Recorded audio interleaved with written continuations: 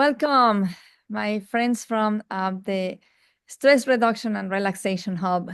I have the honor to be today with an incredible human being who is not only a great coach, but also a trainer. She has been influencing the lives or just changing the lives of people, not only personally and professionally, in more than 65 countries. And when I met Lucia, she was getting her specialty on neuroencoding, and that's how we met, and we have a lot of things in common. So I wanted to invite her so you can enjoy the knowledge and her amazing smile. So Lucia, welcome to this group, and please tell us a little bit about you. What brought you to start doing what you're doing, and a little bit of your professional history, or anything you want to share. Sure. Well, first of all, thank you very much for inviting me. And yes, as um, a coach and trainer and your elite neuroencoding specialist, I have been on this journey for many years. I mean, I'm passionate about human beings and about you know, unlocking their limitations and their stress so that they can really let their light shine, so that they can really unlock their full potential and have that success, whatever that success means for them, and thrive and feel fulfilled. And I have effectively worked in 65 countries, but I've also worked in many countries in conflict and have worked, in mediation, in conflict, in handling, interpersonal conflicts, and and that has brought me to that curiosity about cultural sensitivity Uh-huh. and differences in that create, misunderstandings, Yeah. and therefore I help people, create that psychological safety both for themselves and their team, so that they can develop, so that they can innovate, so that they can be successful. And but effectively with everyone included, and understanding the cultural sensitivities, which are very different from culture to culture. And my curiosity started quite young. I mean, I've been on this journey, both a journey of kind of learning myself, and I hope to be learning till my last dying breath, because I'm passionate about learning, and more I learn, more I can help my clients. But also because I had the fortune of having a mother who was a counselor, and who was very socially active, and therefore, lots of seeds and certain values about helping people were were planted at a young age. So that's so interesting because I think you live in Europe, right? You live in, is it I Holland? live in Belgium. In Belgium, right? That's right. Yeah. And you have learned different languages because, as I understand, your mom is your mom from Italy? No, your Sweden. father is from Italy and your mom is from where? Sweden. Yeah, Sweden. Sweden. There you go. And then you live in Belgium. And I was born in London, and I've lived, yeah, in Guatemala and South Sudan, in lots of different places. Yeah, and so how is that you have combined all this knowledge to be able to create your coaching services? Like, what is it that, like, how does it look, and how, like, what kind of people do you help? Well, one, I've seen that even though there's cultural specificities of, how we communicate, how we relate to power, how we relate to a sense of space, how we relate to time. There's lots of different things in the cultures, but there's also certain universal things and certain universal things regarding stress, for example, regarding burnout, regarding a mismatch between how organizations and companies have been continuing to function despite what the science is showing to help people thrive. And so I work both on an individual level, but also with in the corporate sector with companies, but also with international public organizations. So with the EU, with the UN, with NATO, etc., or with EU member states.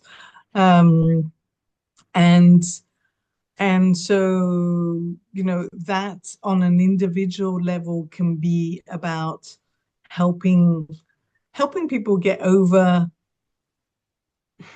get over what they dare to really have the life they want. Because if anyone has had the misfortune of of living grief in their life, um, it gives them a much more clarity on the impermanence of how short life is. Yeah.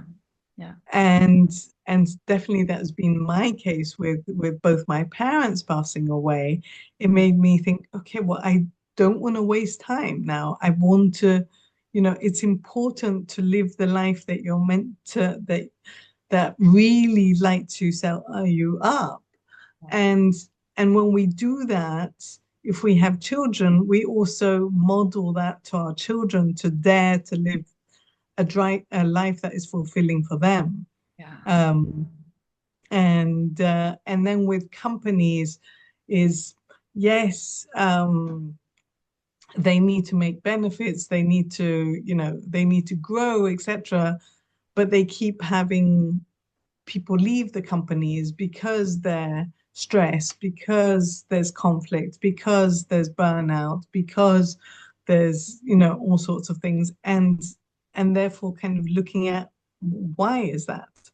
And why is that? And how can things be done differently? And so yes, using kind of both my experience in international affairs and a lot of experience in different countries, and bridging that with neuroencoding, with alter performance, with lots of different skills and tools to help people in whatever they need to That's move forward. That's so beautiful. One of the important things that you just said is, I work with healthcare, and one of the things that I have noticed is that, people who go into healthcare, their main reason to go in there is to help people. They just want to be with their patients, just transform their lives so their health is better. And I feel that there has been a transformation of medicine, especially in the US. I don't know really how it is in other people in other places, but there is a transformation in which medicine became a business, and it has been a very difficult adjustment for physicians and other practitioners. I'm a physician assistant, so it has been very difficult to see that the time that we have with our patients is less because we need to see more patients, or Mm. the amount that we spend on the documentation is not. So that discontent that you're talking about when you are, in a corporation or in a or in any kind of company, and when you're not doing exactly what you sign up for, right? Like when you are just limited on what it is that you would love to do, that causes really high levels of stress and burnout, and people end leaving because you try and you try to, because you like your job somehow, and you try to continue because you have a commitment, but then you are trapped in unhappiness. And so what is it that And you, yeah. and they get stuck, and somehow it also kind of dehumanizes both the person working as well as the patients. Yes. And we're not robots, and we all need to feel seen and heard, Yeah. whether that is at work, whether our partner, whether it's also by ourselves, or it's not just our kids, when if we have two small children, and where there's a battle between the two because they want to be seen and heard by their parents. Yeah. And we're social beings, but we also need individually to be seen and heard. And obviously, that culturally, that sense of individualism and collectivism is different depending on the culture. Um, but I mean, what I do, one is I think at the basis of a lot of things is a question of trust. And you can't have a patient. I mean, I'm not a health provider, not in your sector, but it's going to I've be been a patient. difficult. Huh? So you have been a patient in. Yes, I've been a patient.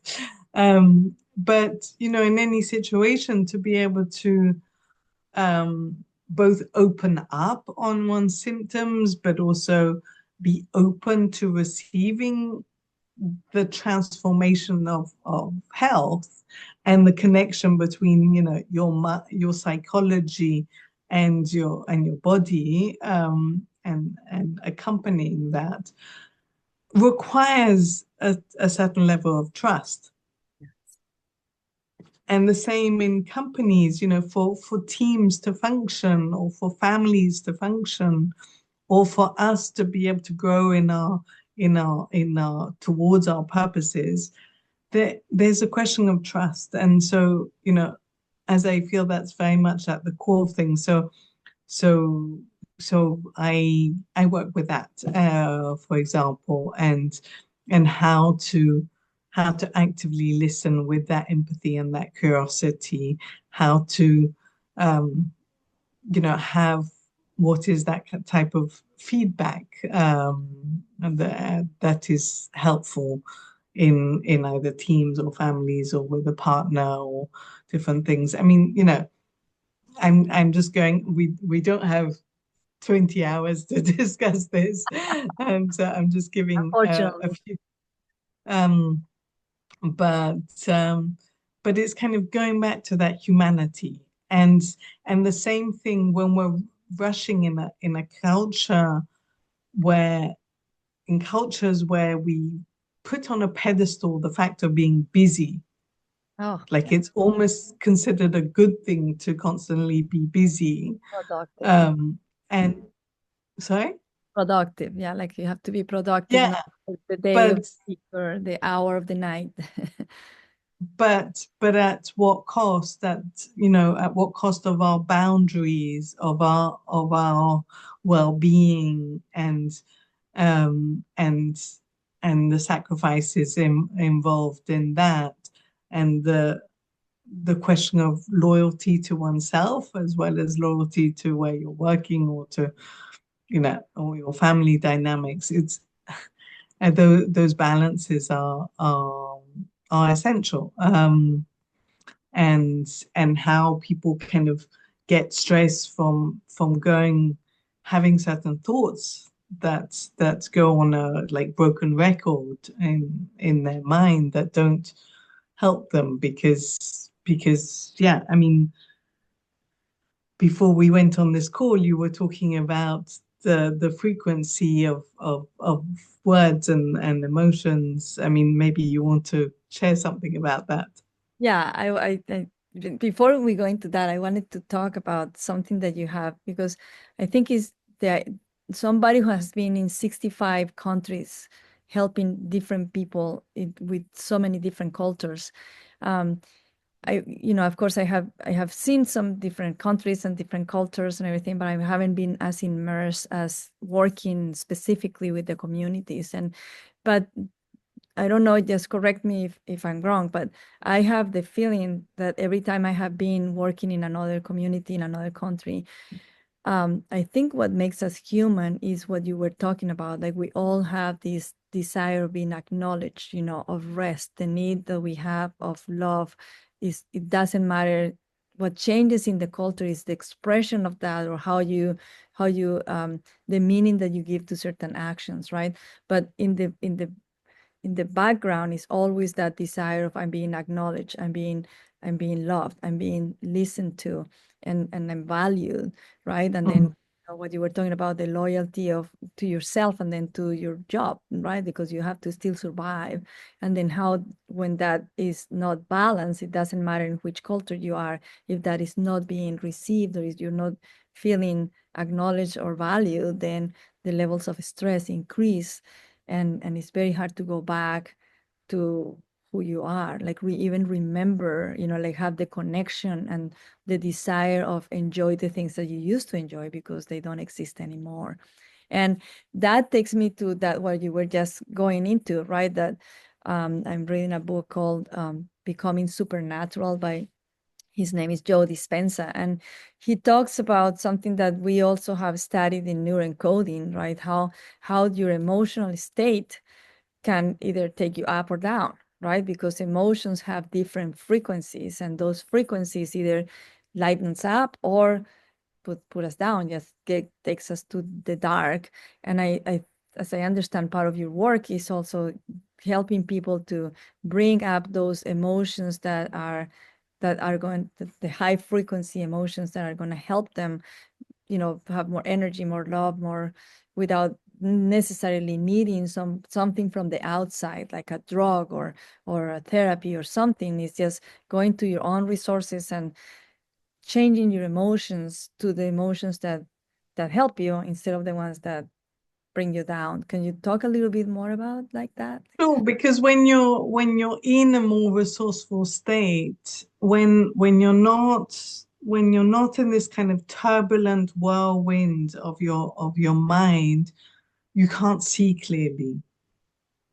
You can't see clearly what you want, what is good for you, what creative solutions in your work or in your family, in your life. It's like this whole thing um, of like if you have a if I mean I have a bottle of water, I can't if it was full of sand and I shake it all up, it becomes, you can't see clearly, and so if it calms down, then the sand will go to a bottom and you'll see clearly. And so yes, getting people into um the importance of defaulting to your best version and being in a resourceful state to see clearly, but that um, is done to various different ways. And one is being conscious of the words you speak, and that kind of links back also to the emotions and frequency, because words also have an emotion. So I give an example. I used to speak to my mother every morning, and every morning I used to tell her as kind of automatic pilot, I'm feeling tired. But it was like an automatic pilot, but me saying that constantly made me feel tired.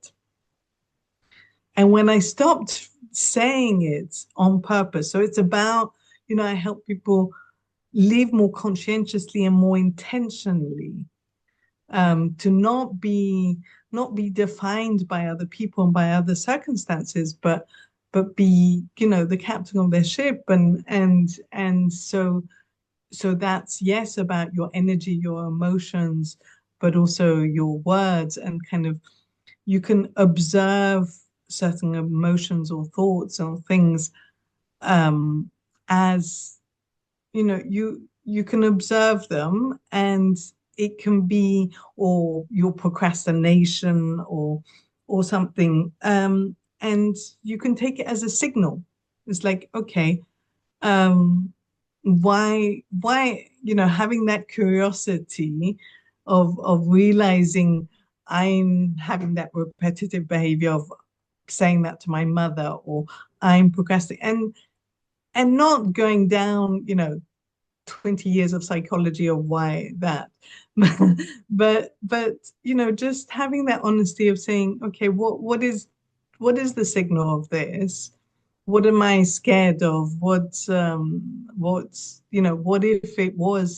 if I was full of vitality and radiance, and what could I achieve then? Or what if everything did work out? What if everything was successful? What if I did find, I do have my life partner, but someone else didn't have their life partner? What if they did, meet that person? Um, so, so yeah, I mean, there's all sorts of techniques and tools to help that. But I also, ha have chosen conscientiously what is my morning routines, and everyone has can have different habits, but I feel morning routines help you set up your day. Definitely. Um, and what is right for you in that. So and sometimes you can have like a menu, like you go to a restaurant, a menu of different things, and sometimes because I like variety, sometimes I can, have my menu and like, no, well, today there's one thing that I'll change in it or whatever. But my morning routine is meditation, Tai Chi. Then I do something fun. I jump on my trampoline, which uh, which brings me joy, and I that's also a stress reduction. And I read, and then I go for a long walk with my dog. And I mean, regarding stress reduction and relaxation, what I find very important is having a moment to ground yourself. And maybe you don't have the time to go for an hour's walk in the forest, but you can ground yourself with your different senses. What is the taste, the sounds, what you see, what you touch, and kind of bring yourself into that grounding presence. I find help. And the last thing that I would say on that, sorry, I've been long, Oh, no, it's is great. Great. um, is I have lots of gifts and talents, but one of my gifts and talents is not singing. I don't know how to sing. But the wonderful thing is that even if you don't know how to sing, we all know how to hum. Yeah. Yes. And humming actually has scientifically been proven that humming reduces the stress. Wow. So just, I mean, whatever. And you make that sound, and you don't have to be in tune like when you're singing, but it creates a vibration. And you can do it, when you're on the toilet, you can do it when you're walking, you can do it anywhere. Yeah. But doing it several times a day, or doing it just before something that, just before a difficult conversation, it helps reduce the stress. That's such a So, great, great advice. I I love it. And it's very interesting, talking about the routines. Because really the routine is especially I mean, both the morning routine and the before to bed routine, right? So how many times people, you know I have a very similar routine to yours. I get up, I do my meditation, and then I do asanas, and then I walk my doggies for as long as I can. And I don't jump on a trampoline, but I do jump because I do some exercises before I get into the shower. But you know like my mom used to, I know she has changed that a little bit, because she understood that most of her stress was coming from, she would get up, get a coffee, turn on the radio, but turn on the radio on the news, right? mm, And she was getting crazy. I mean, she was getting depressed and very anxious of just listening to everything that was happening. And finally she decided to change that routine, and she doesn't drink any, I mean, she drinks coffee, but not right when she gets up. She just gets up and kind of like goes into the living room. They live in an apartment, and they have a nice view to the mountains. So she doesn't have a beautiful. forest or anything, but the view of green, just the view of Mm, green, and just kind of being grateful about being alive, about the air, the sun, the green in the mountains, even if you don't have them, the trees right there, have some plants. mm. Green is Yeah. is another thing that It's really, very relaxing to even just look at it. And yeah, and the gratitude practice is massive. It's been so ingrained and integrated, the gratitude practice. I even forgot to talk about it, but yeah, I mean, and the gratitude practice, there's many different ways of doing it. Even that I like to kind of uh, shift it up. I mean, and do different things with that gratitude practice. But kind of, when you think of having the appreciation also for the little things, for yes, that view, for your cozy pillow, for having, one thing with all these countries I've visited, and just running water, a roof over my head, food. I mean, the fact of being able to see, to have legs to walk on, to etc. It can be big things, but also those small things are essential, and all the people who you've who have who you've met, who you've loved, who you've cared for. Um, Yeah, like one of the things I love about the neuroencoding system is the idea of celebrating, right? Celebrating yeah. those, not that, not only just celebrate the big things. I got a new job. Well, yeah, let's celebrate. But what about the fact that I know how and I can tie my shoes, right? That's something to celebrate, like there are people who cannot, right? So how cool is Indeed. that I can, right? And it's not big, but it's awesome. I can do it. And it's actually big, right? If you think about it, it's a big ability that we can tie That our, if we didn't have would be complicated. yeah. Um, and we take things for granted, and effectively when we have those celebrations, and it can be a habit. It's like, you know, oh, today I drank lots of water, and so I was kind to myself, Yeah. and and by praising ourselves, not only do we get those kind of feel good hormones, but it also wires us to do it again, and it builds up confidence to have those habits that you know create that create the life we want, because you know to be able to create your symphony or your masterpiece comes from those tiny tiny little steps, Yeah. of taking care of yourself, of daring to express what you feel, and showing up genuinely, and expressing your needs and your boundaries, and what you really want. And so you're gonna each of us will be with us from the day we were born till our last dying breath. So to be kind to ourselves, and to actually dare to express and be the type of person we want. There's no point spending all our time worrying about things that we can't control. So it's that whole thing of what can you influence, and what can you control, and if it's outside your zone of control and influence, there's no point. Yeah. There's no point doing. Yeah, you're saying something super important, like this idea that we are the only thing we really have, right? And we are the worst, the worst critics of ourselves. And one of Indeed. my one of my practices after meditation, I do my asanas and my yoga postures. And after that, one of my in my training for the yoga, the asanas is that when you finish, you do a massage. You massage yourself. And I have seen some of my students cry because they have never, never pampered themselves.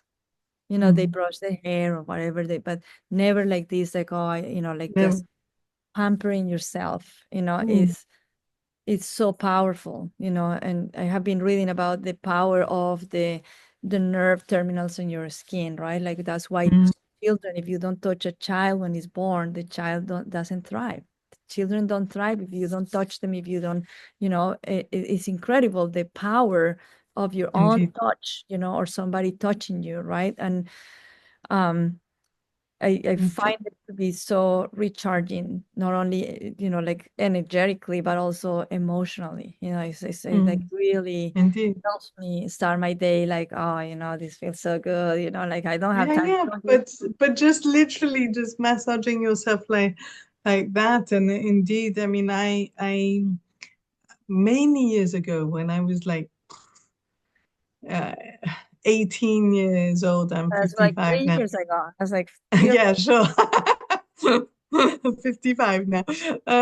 But many years ago, I worked I volunteered in an orphanage for children who had a cleft palate, and they were basically abandoned because they had a cleft palate, and my job was to hold them, to encourage them to eat, because otherwise they wouldn't, by cuddling them. And here in Belgium, there's associations in the hospitals to cuddle babies, because we need that. We need that, and so many people live alone or whatever, but that self-love we can give to ourselves also. It does, yes, we can have it with a partner, with family members, but we can also give that love to ourselves. That's so important. Our relationship with ourselves is so, so important for everything. Like doesn't matter what the situation is, right? If your relationship with yourself is strong and you love yourself, and which is very difficult, I don't know if you have heard that saying that um I don't remember. I hate paraphrasing quotes, but it's something like if you know how difficult it is to change yourself, why do you ask somebody else to change? Like, right, just think about it, how difficult it is for you, just for you to change, and yourself, and you know your limitations, or you think and then you're asking others to change. And I feel like if we are more, if we listen to ourselves, I mean, we were talking about, right, we need to be acknowledged. Well, start by acknowledging yourself.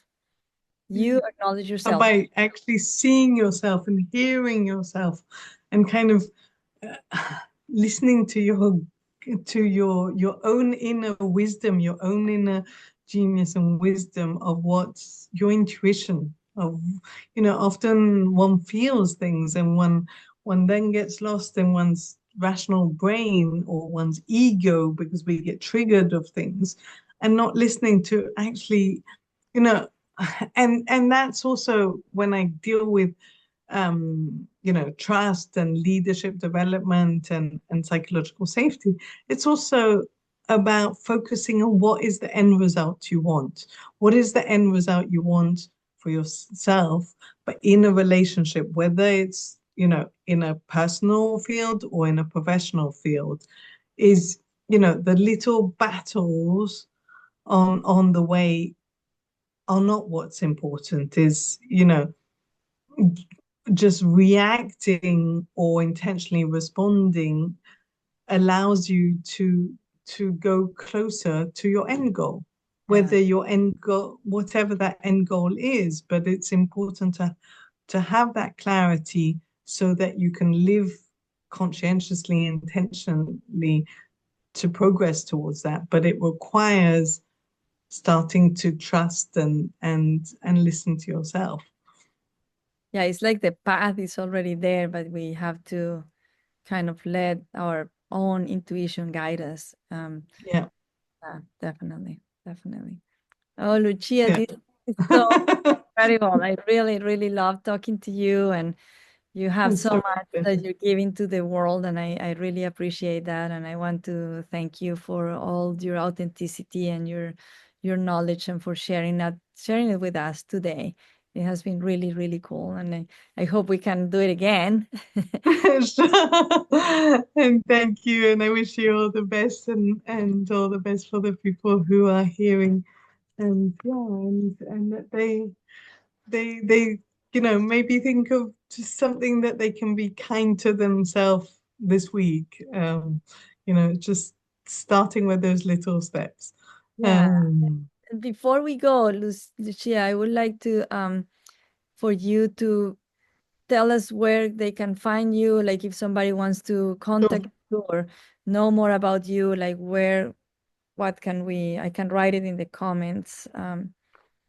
Yeah, I mean, I can also put the comments afterwards, but so there's my website where I can be contacted, which is luciamontanaro.com. There's my email, which is Lucia, so Lucia dot Montanaro dot coaching at gmail.com. But I'll put it in the comments. It will probably be Good. easier Yeah. that way. And yeah, and if anyone has any questions or anything they want to share, I would be happy to respond. So yeah, thank you. Fantastic. And Fantastic. always a pleasure speaking to you, Claudia. Same here. Same here. I really love that we connected and that we can just share the love. I love it. Yeah. Hey, Lucia, well, have a good night. I guess it's night in Belgium already, right? Or getting Yeah, there. it's already the evening. Yeah. Thank you Thank you. so much. Take good care of Bye yourself. bye. You Bye. too. Bye.